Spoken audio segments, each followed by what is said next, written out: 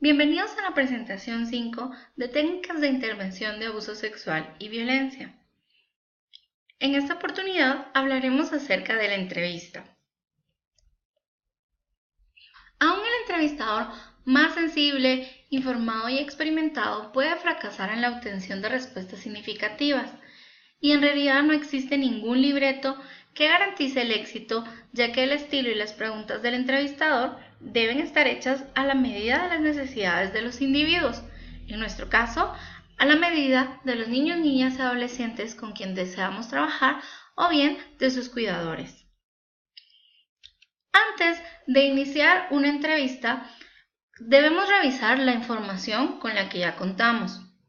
Esta puede ser proporcionada por alguna persona que ha detectado indicadores físicos o emocionales de sospecha de maltrato o de abuso en el niño, o bien puede estar proporcionada directamente por el niño, niña o adolescente quienes realizan un relato, y una tercera opción puede ser porque se detectan indicadores de comportamiento sexual inadecuado en niños, niñas o adolescentes quienes sospechan de haber cometido agresiones sexuales hacia otros niños.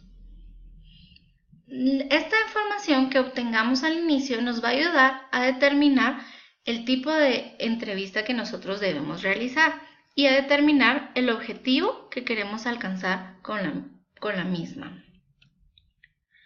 Poder recoger información y formarse una opinión acerca de la fuente y el significado de los relatos o descripciones aportados por el niño, niña o adolescente puede ser uno de los objetivos de nuestra entrevista. También puede ser el obtener información sobre comportamientos observados en los niños, niñas o adolescentes.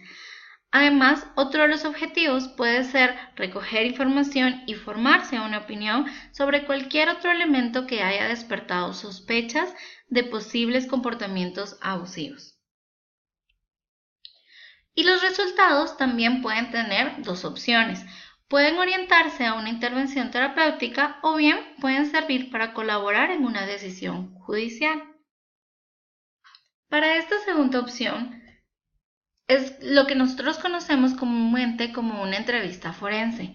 Desde el punto de vista forense, el entrevistador intenta, desde una posición neutral, pues investigar y valorar la posibilidad de que hayan ocurrido ciertos hechos, planteándose desde el principio explicaciones alternativas e intentando obtener detalles que corroboren los testimonios de los niños, niñas y adolescentes.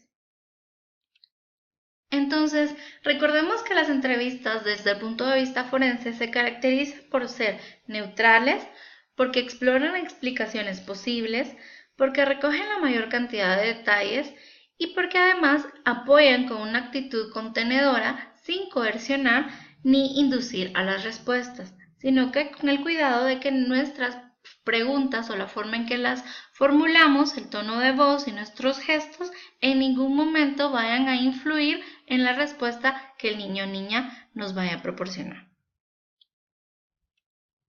Para los profesionales abocados a la protección infantil, en una entrevista no solo se explora la sospecha, sino también los efectos que los hechos pudieron tener sobre la víctima, así como la existencia de problemas y necesidades insatisfechas y preexistentes. Por tanto, este otro tipo de entrevista se caracteriza por ser neutral y objetiva, por explorar explicaciones posibles, también por recoger información y explorar los detalles relacionados con las sospechas y además valorar los efectos que los hechos pueden haber tenido en la vida emocional y en el desarrollo de los niños, niñas y adolescentes. También debemos valorar eventuales necesidades insatisfechas y dificultades familiares preexistentes para así obtener un mejor panorama. Los profesionales que se dedican a la protección y que realizan evaluaciones de sospechas de abuso sexual deben recordar que existe la posibilidad de que las entrevistas sean analizadas por otros profesionales y que las mismas pueden tener importantes consecuencias en decisiones que se toman en el ámbito judicial. Recordemos que en la actualidad quien realiza las entrevistas de este tipo son el Ministerio Público y el INASIF. Sin embargo, dependiendo el caso o la situación, ¿verdad? Puede ser que en algún momento nuestros informes de entrevistas también sean solicitados. Por tanto, siempre debemos de cuidar que sea lo más objetivo y neutral que podamos. Una vez tengamos establecido el objetivo y el uso que se le dará a nuestra entrevista y los resultados que obtengamos de ella, debemos prepararnos.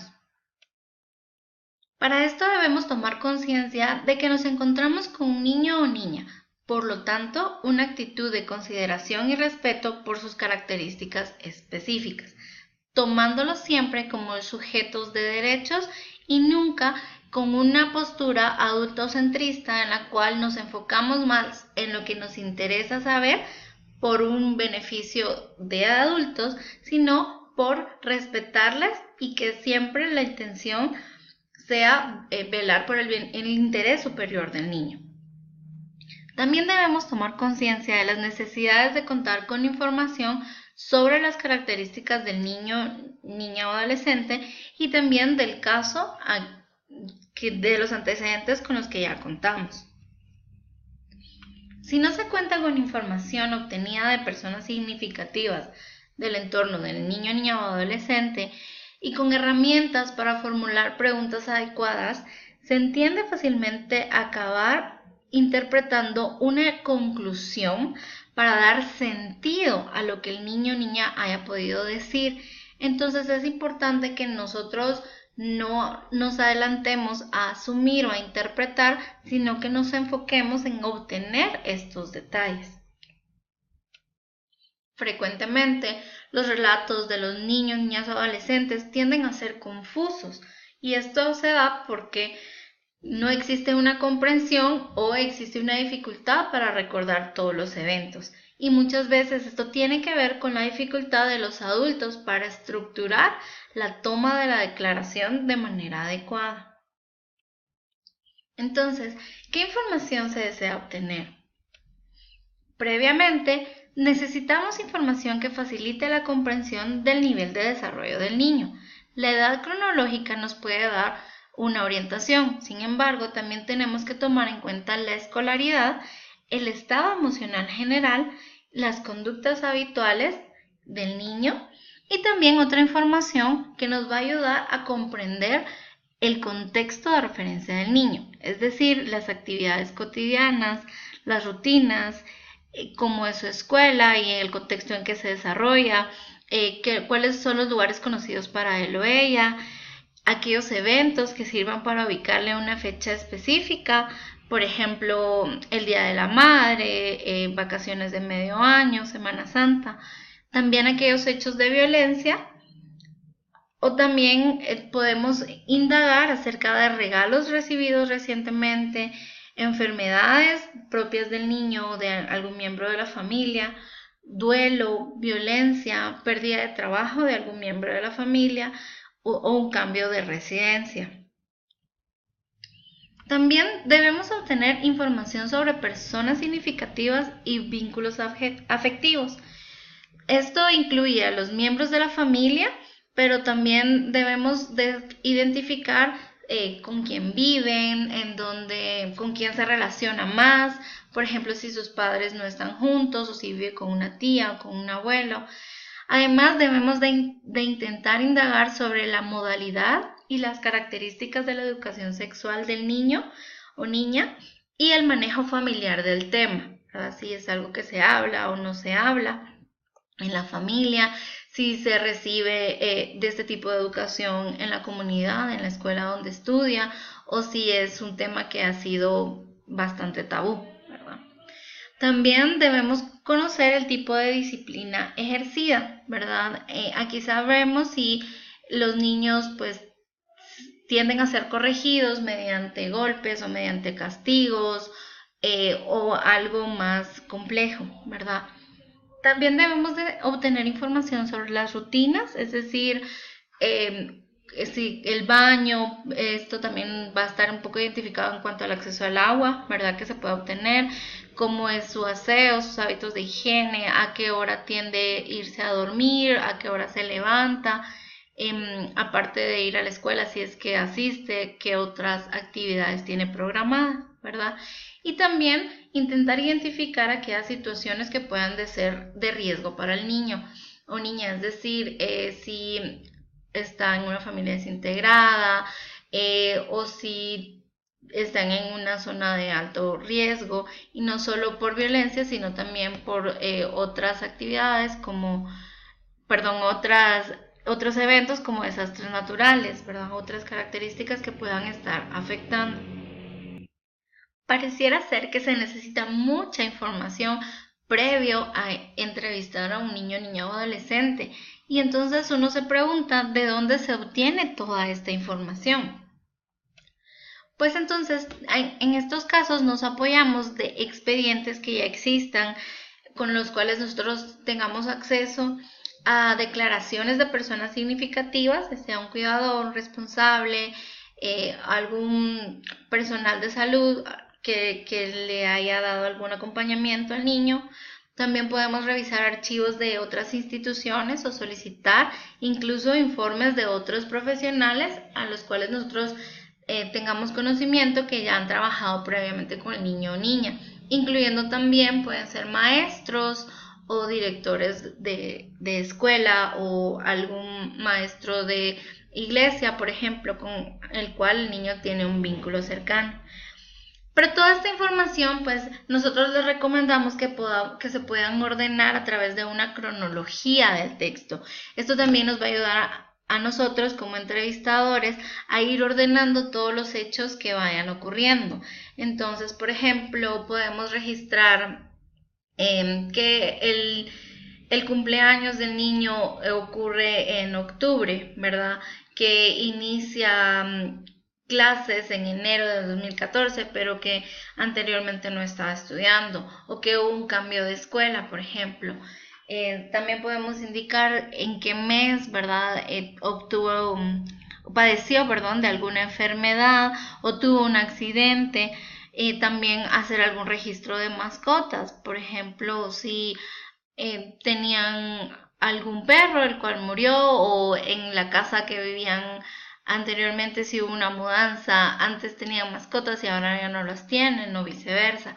Todos estos datos nos van a ayudar a nosotros a entender cómo es el contexto del niño y a tener otros elementos con los cuales podamos ir formando el relato y esclareciendo lo que el niño o niña nos desea contar. Pero una vez ya estemos con el niño, niña y adolescente, que ya tengamos toda esta información, es importante que antes de llegar a pedir los datos, ¿verdad?, establezcamos un clima de confianza. Esto se conoce como el establecimiento de rapport también. Y esta es una etapa necesaria porque está fundamentada en las características y necesidades de la infancia, ¿verdad? Es necesario cuidar cómo se establece la relación con el niño, niña y adolescente, considerando que cualquier adulto será considerado como autoridad, ¿verdad? Entonces es importante que nosotros formemos este clima de confianza para evitar reacciones ya sea de obediencia o de complacencia por parte del niño. Y también para evitar la inhibición extrema o una reacción hostil, ¿verdad?, causada por angustia o ansiedad que pueda estar experimentando el niño. Entonces, para establecer una confianza tenemos estos principios básicos que consideramos que son básicos, ¿verdad? Iniciando por el respeto al niño o niña. Pues los niños y adolescentes deben aceptar participar en la entrevista, comprendiendo el por qué lo están haciendo y la importancia de que lo hagan.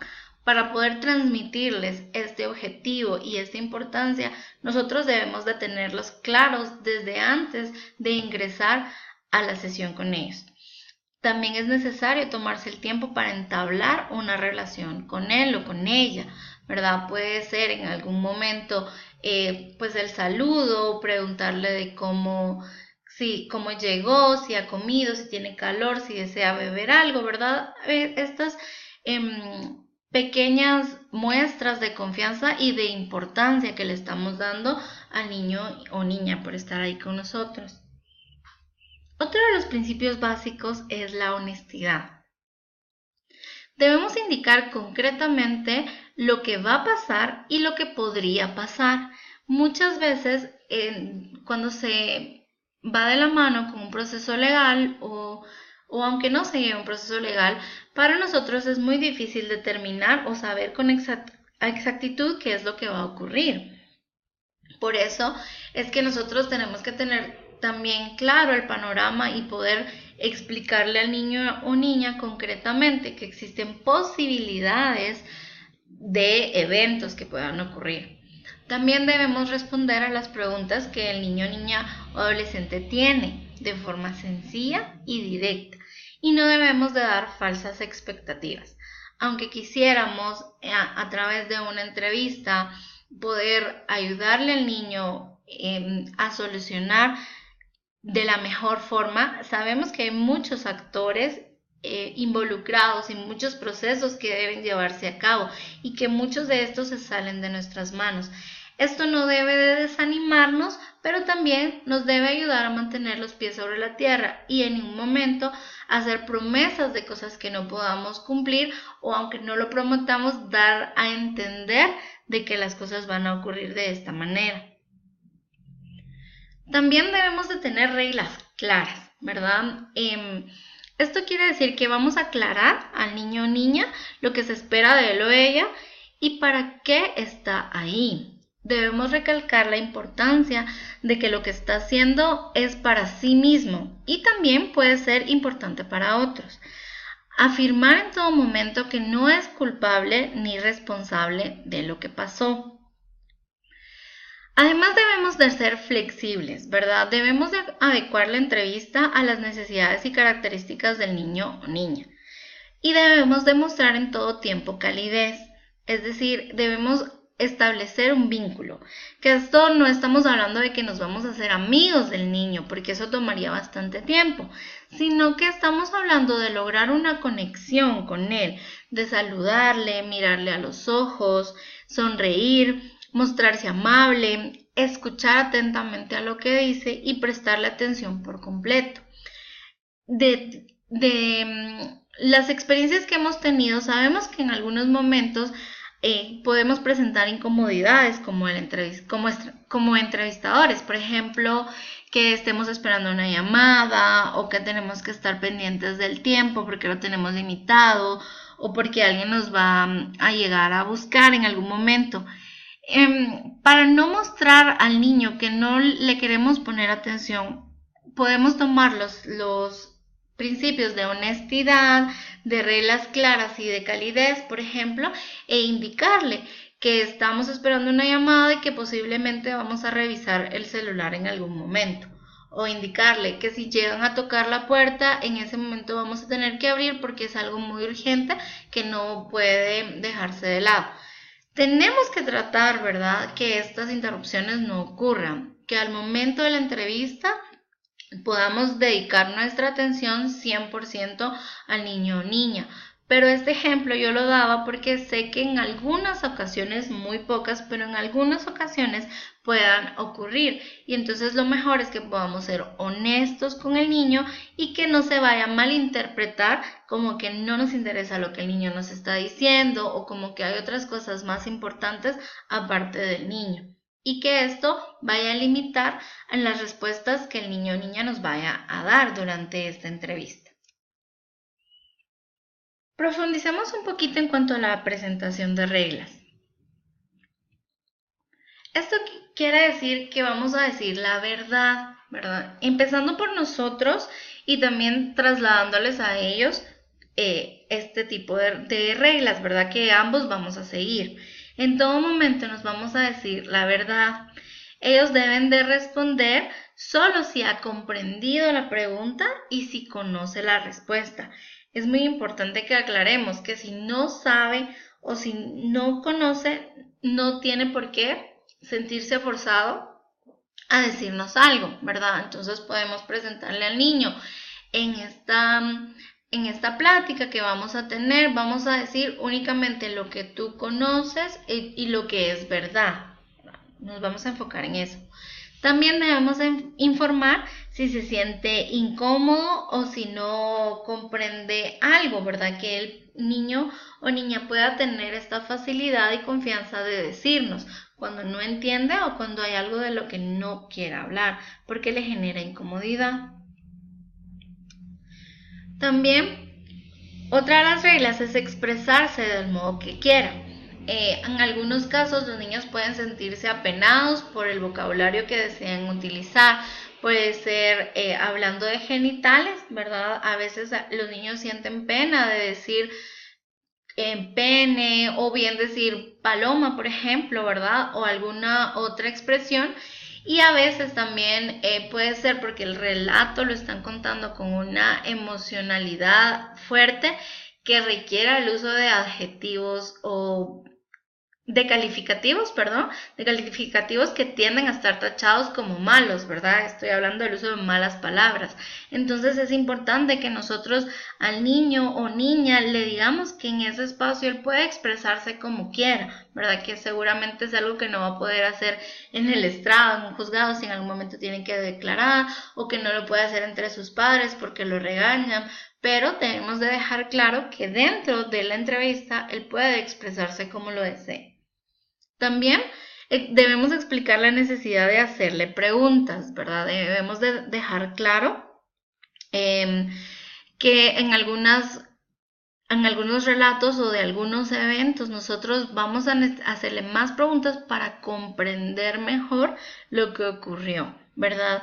También en este caso debemos de indicar si nosotros vamos a utilizar, por ejemplo, una libreta de notas o algún formulario para llenar, ¿verdad? Debemos dejarle claro de que aquí vamos a ir anotando también cuestiones en las cuales queremos profundizar más adelante en la plática, ¿verdad? Que se esté dando o cosas que no queremos olvidar. También es importante establecer lo que piensa sobre los secretos, ¿verdad? Y poder también nosotros tener claro de que pues no se trata de que todos los secretos sean malos, pero aquellos secretos que le hacen sentir incomodidad o que lo ponen en peligro, pues estos no deben de preservarse, ¿verdad? Estos deben de ser compartidos también. Y también aprovecho para regresar aquí cuando decíamos acerca de decir la verdad. También con algunos niños o niñas es importante que nosotros establezcamos que quede claro que ellos están diciendo la verdad, que es verdad, ¿verdad? Este concepto al final es bastante abstracto y dependiendo la edad de desarrollo, la pueden comprender o no la pueden comprender. Entonces podemos utilizar ejemplos concretos como señalar el lapicero que tenemos e indicarles, si es un lapicero de tinta negra, poder decirles, si yo digo que este lapicero es de tinta roja, ¿es verdad o es mentira? ¿Verdad? Y ya ahí, dependiendo de la respuesta, pues vamos a ir entendiendo si ellos comprenden el concepto de verdad o no lo comprenden. Y de igual forma, pues todas las reglas debemos de adaptarlas a esta edad de desarrollo que van a tener las características de con quienes vamos a entrevistar, ¿verdad? Y aprovechamos este momento para poder trasladarles mensajes claves. Estos mensajes claves van a ser nuestra base, ¿verdad? Y es muy importante que en todo tiempo los tengamos presentes y que se los hagamos saber al niño o niña desde el inicio. Empezando porque el niño, niña o adolescente no tiene la culpa de lo que ocurrió. Que el niño, niña o adolescente ha sido muy valiente al contar lo que ha pasado. Que lo que hace puede ayudarle a sí mismo y también a otros niños o niñas. Que es normal sentir vergüenza y que no es su responsabilidad decidir qué pasará con el agresor. Ahora, en cuanto a la palabra culpa, hemos también vivido experiencias y hemos conocido experiencias de otros profesionales que han tal vez percibido que cuando le decimos al niño, tú no tienes la culpa, hasta ese momento el niño se da cuenta o niña se da cuenta de que había una posibilidad de ser culpable y que antes no lo había notado hasta que uno le dice, tú no tienes la culpa. Entonces pareciera algo contraproducente, pero De todas formas, es importante que nosotros, pues con la información que ya tenemos antes, nos va a ayudar a percibir cómo el niño o qué frases ya se han dicho, ¿verdad? Y entonces esto nos va a ayudar a tomar la decisión de cómo trasladarles el mensaje. Podemos utilizar, por ejemplo, responsabilidad, ¿verdad?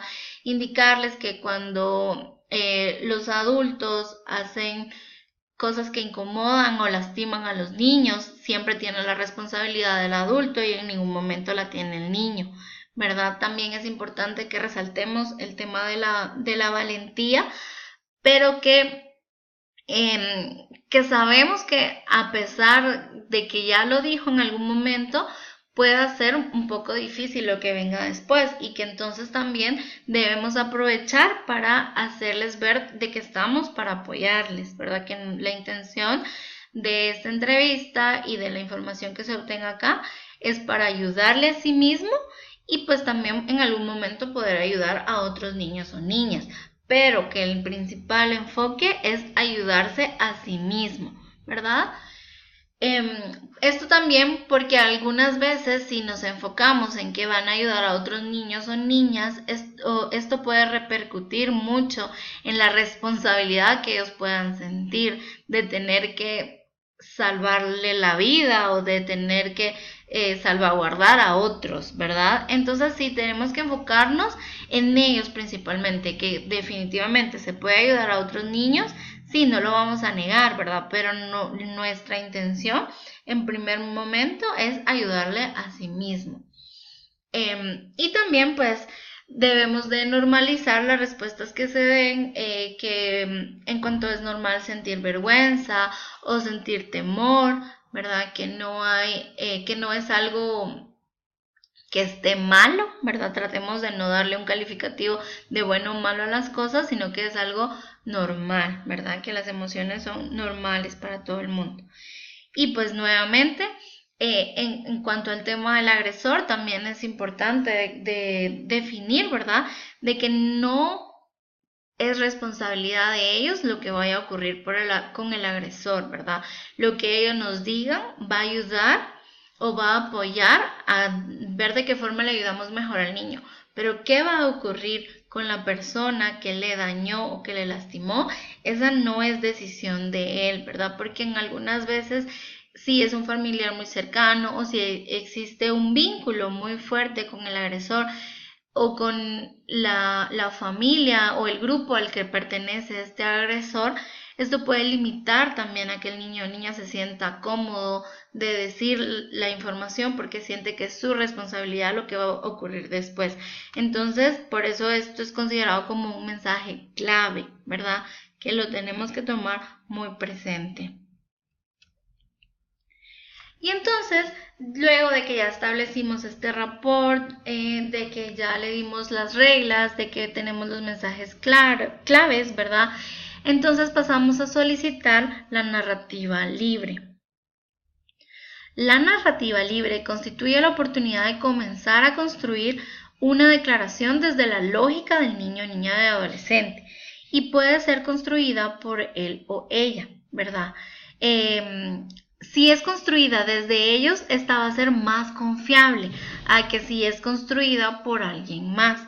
Entonces, recordemos de que en este momento estamos viendo una estructura de entrevista más de tipo forense y es por eso de que se solicita una narrativa libre, ¿verdad? Dependiendo las funciones de cada profesional, pues esto también va a determinar la estructura de la entrevista, pero posteriormente pues ya verán en otra presentación cómo poder trabajar en la narrativa desde el punto de vista terapéutico.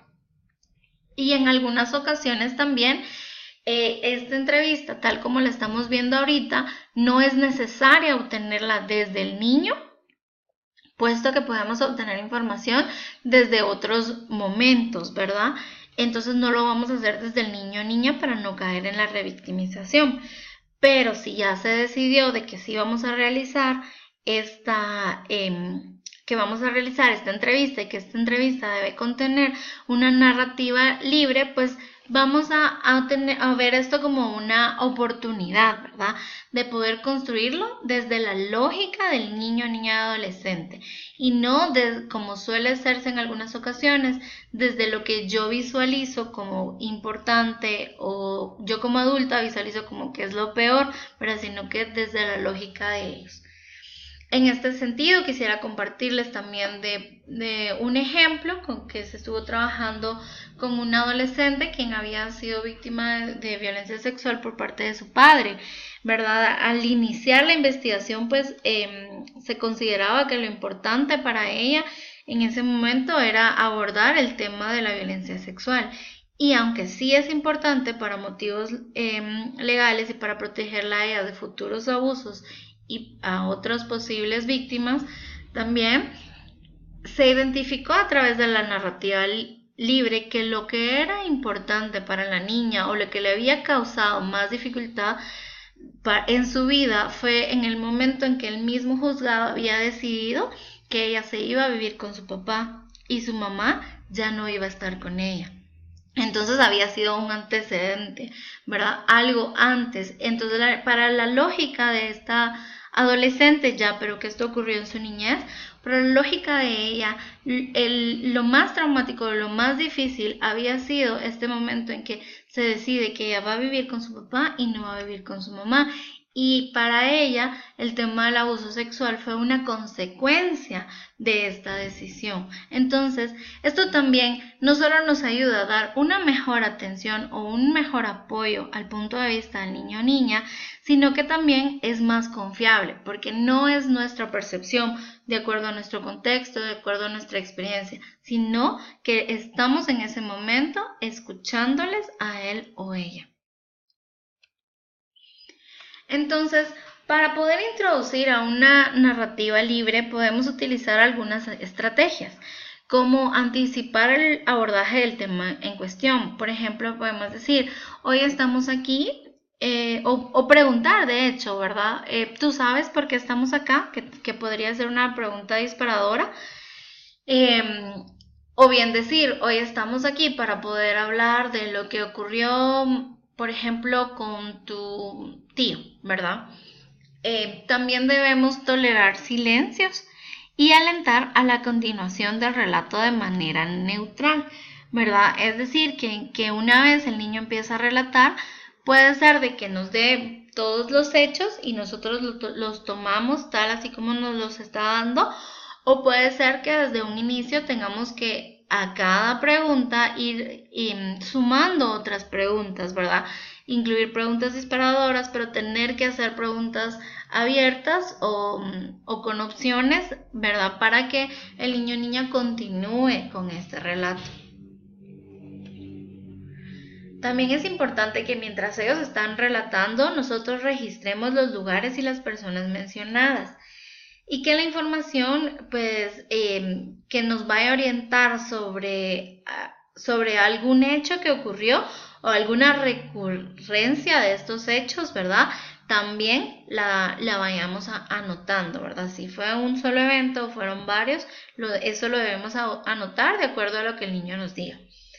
También tenemos que aclarar las ambigüedades en el uso de los términos y la incoherencia en el relato, ¿verdad? En ese primer momento solo lo vamos relatando. Voy a regresar un poco en cuanto a esto de las estrategias de la narrativa libre, ¿verdad? Y quisiera también recomendar, ¿verdad? De que cuando estemos tomando esta narrativa libre, también le anticipemos al niño el procedimiento, ¿verdad? Cuando estemos dando los mensajes, poder decir también, incluir qué es lo que se va a hacer, ¿verdad?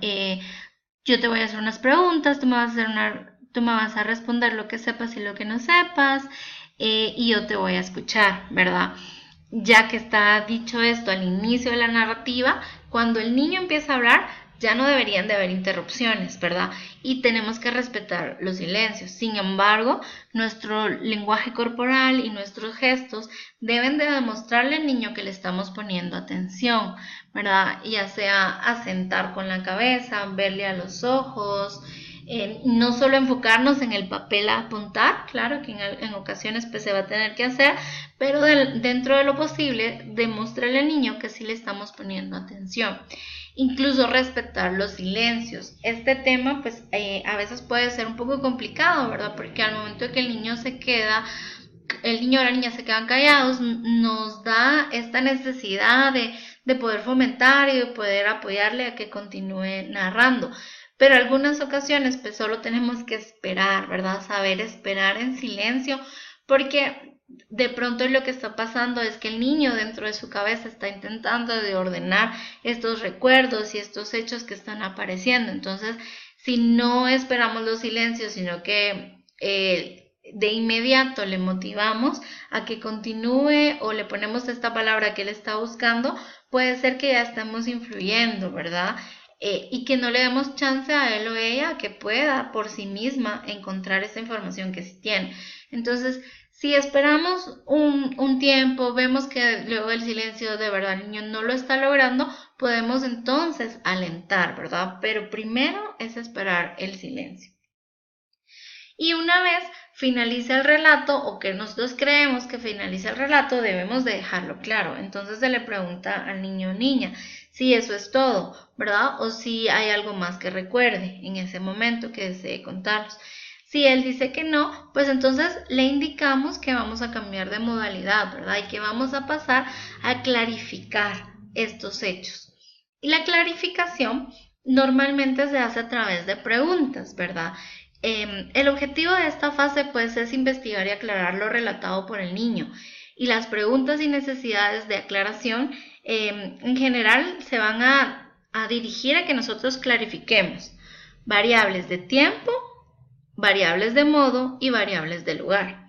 Las variables de tiempo pues son estas que nos dicen cuándo ocurrió, cuánto tiempo duró, y que, como les mencionaba anteriormente, podemos utilizar algunas fechas si el niño no recuerda con exactitudes. Por ejemplo, ¿era cuando estabas yendo a estudiar o estabas de vacaciones?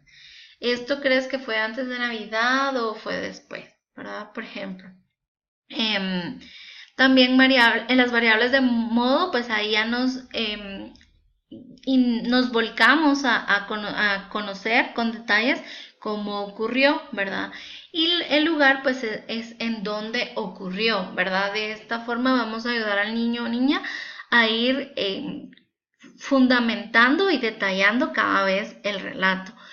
Nuevamente, ¿verdad? Hacemos énfasis en que en este punto no tenemos que interpretar, sino que es nuestra oportunidad para poder obtener la mayor cantidad de detalles que nos confirmen el relato que el niño o niña esté dando. Entonces, si nosotros vemos también que el niño no tiene esta facilidad, le podemos proporcionar, ¿verdad?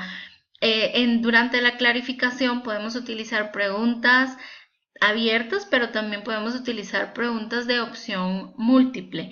En este sentido, ¿verdad? Hemos recibido también por parte de otros profesionales las recomendaciones de que las preguntas, si son de opciones múltiples, que sean 3 opciones, ¿verdad? Que no nos limitemos a 2. Concretamente, podemos utilizar el ejemplo de que si le preguntamos al niño, y cuando eso que me cuentas ocurrió adentro o afuera de tu casa, ¿verdad? Y si solo le doy estas dos opciones, puede ser que no le estoy dando el chance al niño de que me relate más, solo le digo o adentro o afuera. Y digamos que sin saberlo, el evento ocurrió dentro de un vehículo, ¿verdad? Entonces el niño no va a tener esta claridad, o que ocurrió en el patio, ¿verdad? Que pertenece a su casa. Pues si nosotros solo le damos dos opciones, lo limitamos mucho. Entonces lo mejor sería proponerles algo como, y esto que tú me cuentas ocurrió dentro de tu casa, fuera de tu casa o en algún otro lado, ¿verdad? Porque ahí estamos dando chance a que el niño se pueda expresar y nos pueda detallar. En la clarificación también podemos utilizar muñecos anatómicos, concretamente en esta fase, ¿verdad? Para poder que el niño nos señale o nos indique cómo eran las posturas de las personas, ¿verdad? O el lugar o donde fue dañado, fue lastimado, ¿verdad? También podemos utilizar dibujos realizados por el niño o realizados por nosotros. Lo mejor es de que sean realizados por el niño, ¿verdad? Para que nos vayan aclarando con mayor detalle todo aquello que no nos quedó claro del relato. Y en todo momento también vale la pena estarles reforzando de que hacemos las preguntas no porque no les creamos, es porque no entendemos, ¿verdad? O queremos entender mejor qué es lo que nos está contando y por eso es que hacemos estas preguntas. Y ya una vez pues ya tenemos clarificado y tenemos la mayor cantidad de elementos, pasamos a la etapa de cierre. El objetivo de esta etapa es que quien toma la declaración se asegure que el niño o niña o adolescente deja el lugar sintiendo que se le ha dado una oportunidad de ser escuchado, ¿verdad? Y que no vaya a salir inquieto, molesto, confundido, ¿verdad? Sino que se sienta tranquilo de que en ese lugar se le escuchó y que era muy importante escuchar lo que él tenía que decir. Algunos de los pasos que nosotros podemos seguir para tener un cierre adecuado es el agradecer y la oportunidad que nos ha dado para aclarar nuestras dudas, el agradecer que ellos hayan estado ahí y que nos hayan contado todo lo que nos contaron. Es importante dentro de nuestras posibilidades poderles dar un teléfono de contacto. Para que el niño o niña pues sienta que aún hay una alianza y que si hay algo más que surge, tiene alguien a quien poder acudir.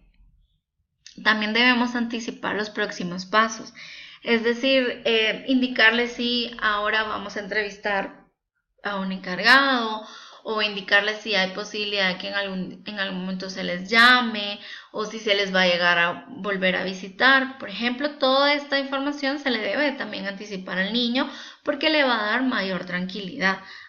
El desconocimiento pues genera temor, ¿verdad? El no saber qué va a ocurrir es normal que nos dé incertidumbre, que nos dé incomodidad, ¿verdad? Y que esto vaya a repercutir negativamente en el niño. Entonces lo mejor es decirle lo que sepamos, ¿verdad? Por ejemplo, puede ser también, bueno, yo ya no te voy a llamar, o yo ya no te voy a entrevistar, yo ya no te voy a hacer preguntas, pero si tú necesitas algo, pues puedes contactarme a mí, o si eso no es una posibilidad, pues contactar algún otro recurso que nosotros ya hayamos identificado desde antes. También tenemos que incluir una plática final o una actividad distensante, ¿verdad? Es decir, un cambio de tema o algo más, ¿verdad? Porque sabemos que hablar de estos temas pues los pueden generar alteraciones emocionales, entonces una actividad que cambie la dinámica y que nos cambie el pensamiento pues va a ayudar a que el niño salga más tranquilo de la entrevista. Quiero compartirles también algunas técnicas para entrevistas, ¿verdad? Por ejemplo, para facilitar el vínculo con el niño, ¿verdad? Podemos utilizar algunas técnicas, o bueno, debemos utilizar algunas técnicas, porque algunos de ellos pueden estar vulnerables emocionalmente por lo que están viviendo o lo que han vivido, ¿verdad? Y también esta influencia de interactuar con extraños puede generar en ellos conductas que no son las más adecuadas, ¿verdad? Y que no van a ayudar a entablar un vínculo de forma fácil. Entonces, por eso como terapeutas, como en este caso como entrevistadores, debemos de apoyarnos en estas otras técnicas para fomentar este vínculo a lo largo de la entrevista y no solo al inicio. Por ejemplo, tenemos el espejeo de la conducta, que es imitar la postura o la actividad del niño o niña en modo de espejeo. Es decir, si el niño o niña está jugando con plasticina, nosotros podemos hacer lo mismo. Si él se sienta con las piernas cruzadas, nosotros podemos hacer lo mismo, ¿verdad? Y también esto permite transmitir una cercanía y confirmación, ¿verdad? De canales no verbales. Entonces, no solo el espejeo, sino también lo podemos hacer, como mencionábamos, asentando la cabeza o viendo a los ojos, ¿verdad? Reaccionando a las diferentes emociones que él pueda tener, ¿verdad? Se da una clara sensación de alivio y conexión y pues la sensación de saber que el interlocutor está conectado y está prestando atención en todo momento, ¿verdad? Entonces, por eso hablamos de un espejo de la conducta, que no vamos a despejar únicamente la postura o cómo está sentado, sino también algunos gestos y también el tono de voz. También podemos incluir cambios en el tono de voz, ¿verdad? Que sean voluntarios, ¿verdad? Para poder atraer nuevamente la atención del niño o la niña. Puede ser también más distendido o en tono de broma, por ejemplo, puede ser más alto o más lento, ¿verdad? Dependiendo del mensaje que nosotros queremos transmitir. Entonces, nuestra voz es un recurso que tenemos para utilizar. Es importante también que hagamos un manejo natural del entorno, ¿verdad? Tener objetivos claros y mantener un estilo natural para hacer sentir cómodo al niño o niña. Los niños perciben fácilmente la sensación de incomodidad, vergüenza o de malestar en sus interlocutores, y decir lo que nos preocupa o distrae es más útil que intentar disimularlo. Como ya les mencionaba anteriormente, si hay algo que nos está incomodando, es mejor que se los digamos al niño o niña porque ellos seguramente lo van a notar. Entonces también debemos poder bromear sobre errores propios, explicar por qué suceden interrupciones si llegaran a ocurrir, tomar apuntes a la vista del niño sin ocultar lo que escribimos, si en algún momento lo quieren leer, poder dárselo, porque de esta forma vamos a tener coherencia con lo que estamos diciendo y lo que hacemos, ¿verdad? Y esto va también a disminuir la posibilidad de que el niño o niña se distraiga, ¿verdad? O se sienta resistente a contarnos lo que nosotros preguntamos.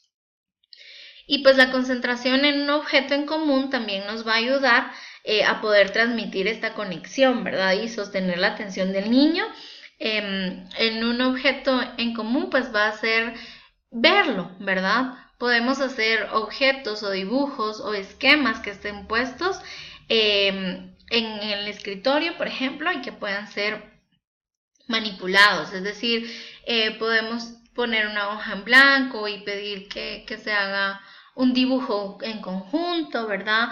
Que se dibuje una silueta, por ejemplo, o bien que alguien ponga una mano y que le dibujen el contorno de la mano. Esto va a ayudar a poder mantener la atención, ¿verdad? En lo que se continúa hablando. También debemos de tomar en cuenta la inclusión, ¿verdad? Plantear la relación en el sentido de que yo quiero saber lo que tú opinas o lo que tú crees, ¿verdad? Lo del niño, no de lo que le han dicho o lo que ha escuchado. Y esto nos va a permitir reforzar sentimientos de seguridad. Se da la sensación de interés real, ¿verdad? En el niño o la niña. Mejora el vínculo y cercanía con el niño o niña.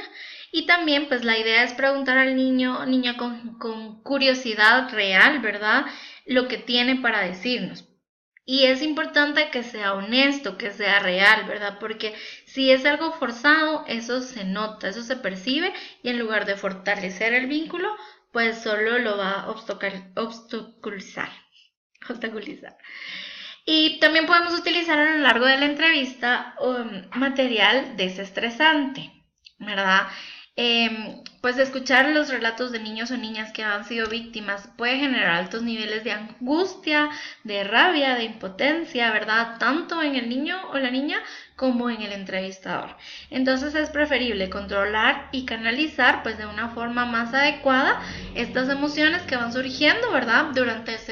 Durante el tiempo que se toma la declaración. Podemos introducir materiales o incorporar dentro de la entrevista materiales que nos van a permitir distendernos y canalizar nuestra propia angustia y también la del niño, ¿verdad? Por ejemplo, podemos ver o podemos utilizar aquí con plasticina, podemos utilizar un objeto, por ejemplo, estas pelotas que son para el estrés normalmente, ¿verdad? Y que nos van a ir ayudando a canalizar esto. Pero la verdad, en la experiencia personal, creo que la plasticina o el Play-Doh, ¿verdad? Es un recurso bastante útil en estos temas, ¿verdad? Porque ayuda mucho a canalizar todas estas emociones al estar moldeando, al estar interactuando con la masa, pero también nos puede ayudar como un objeto para clarificar, ¿verdad? Si queremos hacer como esta era la casa, o si esta era el árbol, tú dónde estabas, ¿verdad? Eso también nos puede ayudar, entonces es un recurso que ustedes pueden tomar en cuenta. También tenemos algunas otras técnicas para la adecuación del lenguaje a las capacidades del niño, niña y adolescente, ¿verdad? Es decir, vamos a utilizar palabras simples en vez de vocablos técnicos. Vamos a revisar si existe una comprensión mutua, ¿verdad? Y si al formular una pregunta estamos usando una palabra que el niño ha usado, pero la sacamos del contexto, es posible que él no la comprenda, ¿verdad? Entonces, sí tenemos que tener esto claro, que aunque el niño ya la ha usado, no necesariamente la está entendiendo. Además, es necesario aclarar cómo el niño utiliza el término.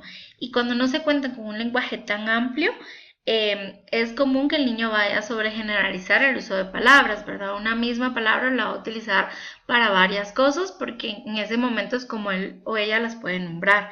En este tema también nosotros recomendamos que se ponga una puesta en común de cómo se hablan los órganos genitales o las partes del cuerpo, ¿verdad? De cómo el niño o niña las nombra.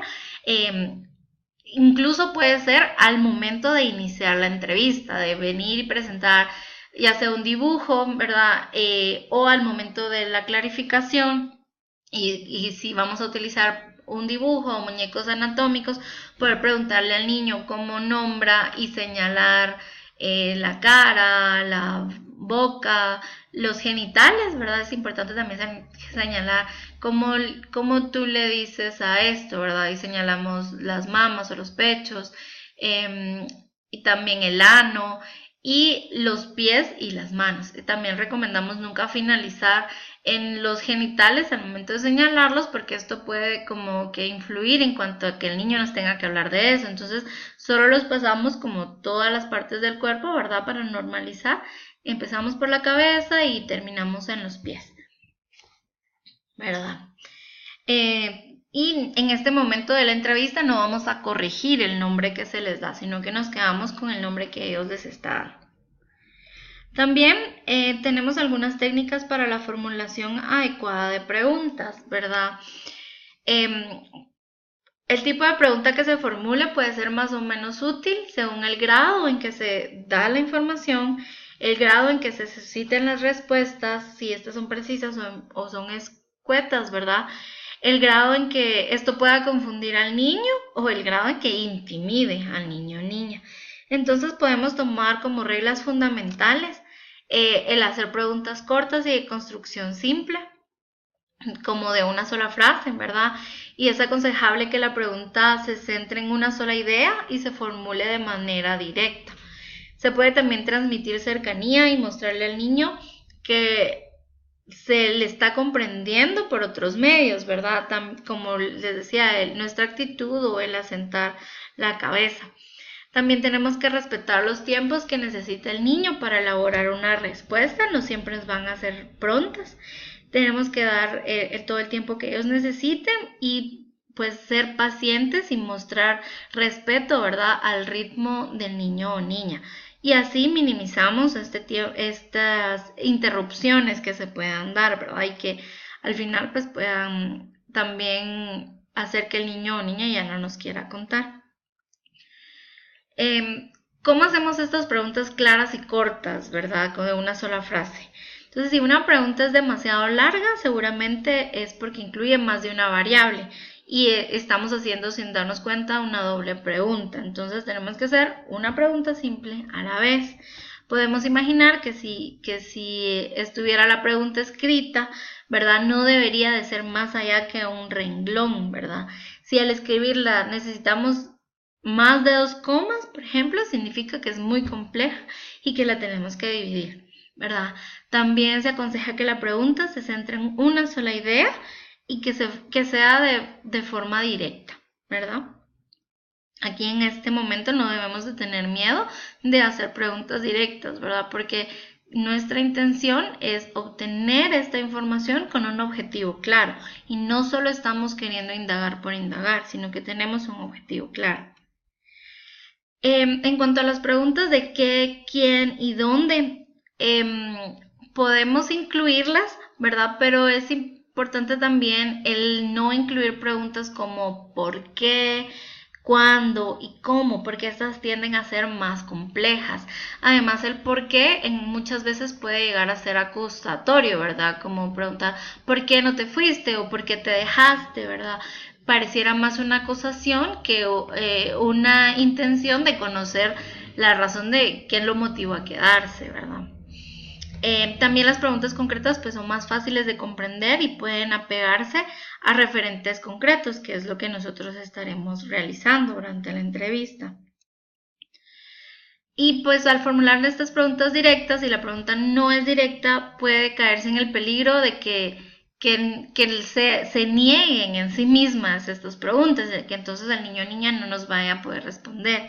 Debemos también evitar el uso de pronombres y referirnos de manera directa a la persona, ¿verdad? Es decir, si ya el niño nos dio en el relato un nombre, nos dijo Pablo y Luis, poder nombrarlo. Si dijo la señora María, decirlo tal como el niño lo está diciendo, ¿verdad? Y no como ella o él.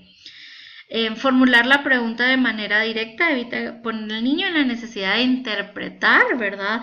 O de deducir a quién o qué nos estamos refiriendo. Entonces, si nosotros queremos que ellos nos entiendan de forma clara, también tenemos que ser claros. Si es necesario, también debemos variar la estructura de una pregunta, ¿verdad? Si ya la hicimos una vez, no de nada sirve que volvamos a repetir la pregunta en el mismo orden, una y otra vez, sino que si el niño no nos dio la respuesta en esa forma, pues podemos repetir de otra manera la pregunta. Porque le vamos a decir de esta forma vamos a ver si el niño nos comprende o no nos comprende. De repente no contesta algo porque no entendió la pregunta. Sin embargo, si la vamos a repetir, hay que decirle al niño, ¿verdad? O sea, te voy a preguntar otra vez de esto porque de verdad no estoy entendiendo, o porque a mí algunas veces me cuesta comprender, o porque en este momento yo no lo he logrado hacer, ¿verdad? O sea, anticiparnos de que no es porque el niño no lo esté explicando bien, sino que en ese momento nosotros, o hasta ese momento, nosotros no tenemos la información que necesitamos. Y entonces podemos utilizar también referencias concretas para referir el tiempo, espacio y medida. También utilizar preguntas solo cuando se busca una respuesta, ¿verdad? De nuevo insistimos en que es importante respetar los tiempos que necesita el niño o niña para elaborar la respuesta y variar la estructura de la pregunta si es necesario investigar más sobre el mismo punto. Si de verdad necesitamos indagar más, variemos la estructura de la pregunta. También podemos cambiar momentáneamente de tema cuando se percibe angustia en el niño. Entonces, si tenemos algunos juguetes ahí para distraerle, algunos dibujos, de nuevo la plasticina, si vemos que el niño se está sintiendo angustiado, lo podemos utilizar. Si el mismo niño, porque en ese momento la pregunta la siente muy fuerte y se refiere a algo sobre un muñeco, sobre un juguete, también tengamos nosotros esta flexibilidad de cambiar de tema para permitir que el niño vuelva a desestresarse. Y es importante también anticipar el cambio de tema. De nuevo, ¿verdad? Vamos a regresar. Estamos en el juguete, ok, ya pasó esa parte y entonces ahora decimos, vamos a hablar de nuevo o vamos a continuar hablando de lo que pasó en la escuela. Ahora cuéntame un poco más de lo que ocurrió esa noche en tu casa, ¿verdad? Y ya le anticipamos al niño de que estamos cambiando el tema. Y entonces de esta forma nosotros vamos a tener un control sobre la entrevista, pero vamos a mantener también el respeto, porque no es un control que solo nosotros sabemos, sino que es un control que le estamos transmitiendo al niño o niña de lo que va a ocurrir. Y esto va a ayudar a que el relato pues sea lo más apegado a la realidad, ¿verdad? Y que no sea porque el niño nos quiso complacer o porque el niño tuvo temor o porque el niño no se sintió cómodo o simplemente ya estaba cansado de repetir tantas veces el mismo tema, ¿verdad? Entonces, sé que esta fue una grabación bastante larga, pero espero que sea de utilidad y que haya podido darles mejores ideas de cómo poder realizar una entrevista, ya sea con un objetivo forense o con un objetivo para una terapia, que como insistimos no va a ser, en el tema de las terapias no es obligatoria, y también en el tema forense no es obligatorio que nosotros lo hagamos, pero sabemos que puede existir la posibilidad de que sí lo necesitemos, por eso es que quisimos compartirles este tema. Muchísimas gracias por su atención.